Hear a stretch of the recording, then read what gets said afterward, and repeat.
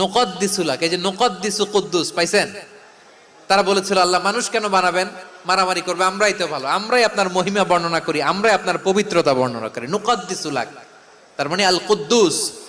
আবার আমার নবী যখন সিজদায় লুটিয়ে পড়তেন, আম্মা জানা এসে বলেন আমরা তো সিজদার মধ্যে সুবহান রাব্বিয়াল আলা বলেই শেষ, কিন্তু বিশ্বনবী তাহাজ্জুদের নামাজে, নফল নামাজে, সুন্নত নামাজে তিনবার সুবহান রাব্বিয়াল আলা তাসবিহ পড়ার পরে তিনি পড়তেন সুবহুন কুদ্দুসুন রাব্বুল মালাইকাতি